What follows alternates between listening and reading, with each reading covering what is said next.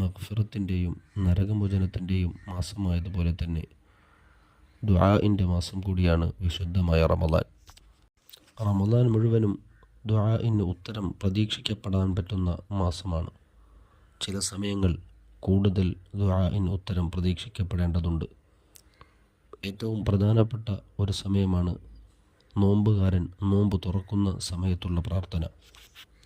നമ്മുടെ ജീവിതത്തിൽ സംഭവിച്ചു പോയ എല്ലാ പാപങ്ങളും പൊറുക്കപ്പെടാൻ നോമ്പ് തുറക്കുന്ന സമയത്ത് ചൊല്ലേണ്ട ഒരു ദിക്ർ മഹാന്മാർ നമ്മെ പഠിപ്പിക്കുന്നുണ്ട്.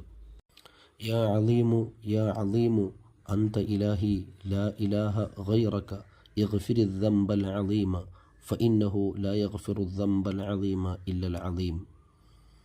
യാ അലീമു യാ അലീമു അൻത ഇലാഹി ലാ ഇലാഹ ഗൈറുക യഗ്ഫിരി ദംബൽ അലീമ ഫഇന്നഹു ലാ യഗ്ഫിറു ദംബൽ അലീമ ഇല്ലൽ അലീം.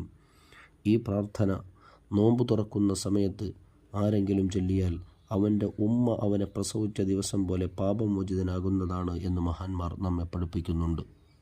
കേവലം 30 സെക്കൻഡ് മാറ്റിവെച്ചാൽ അള്ളാഹുവിൻ്റെ മുമ്പിൽ നമുക്ക് നമ്മുടെ കൈകൾ ഉയർത്തി ഇത്തരം ദിക്റുകളും പ്രാർത്ഥനകളും നടത്തിയാൽ നമ്മുടെ കഴിഞ്ഞുപോയ ജീവിതത്തിൽ സംഭവിച്ചു പോയ പാപങ്ങൾ അള്ളാഹു പുറത്തു തരും. ഇത്തരം അവസരങ്ങൾ ഉപയോഗപ്പെടുത്തിയാൽ മാത്രമേ ശിഷ്ടജീവിതം അള്ളാഹുവിൻ്റെ ഇഷ്ടത്തിലായി നമുക്ക് ചിലവഴിക്കാൻ കഴിയുകയുള്ളൂ. പാപഭാരങ്ങളുമേറി നാം നടക്കുമ്പോൾ നമ്മുടെ ജീവിതങ്ങൾ കൂടുതൽ ദുരിതത്തിലായിത്തീരും. ആ പാപങ്ങളൊക്കെ ഒഴിവാക്കിയെടുക്കാൻ, ആ പാപങ്ങളൊക്കെ പൊറുപ്പിക്കാൻ അള്ളാഹു ഒരു അടിമയ്ക്ക് തരുന്ന സുവർണ അവസരങ്ങളിൽപ്പെട്ട ഏറ്റവും നല്ല അവസരമാണ് വിശുദ്ധ റമദാൻ എന്നുള്ളത്. അതിനാൽ ഇത്തരം വിശിഷ്ടമായ സമയങ്ങൾ ഉപയോഗപ്പെടുത്തി ആഖിറം വിജയിക്കുന്നവരുടെ കൂട്ടത്തിൽ നമുക്ക് ഉൾപ്പെടേണ്ടതുണ്ട്. ആ ദിക്ർ ഒന്നുകൂടി പറയാം.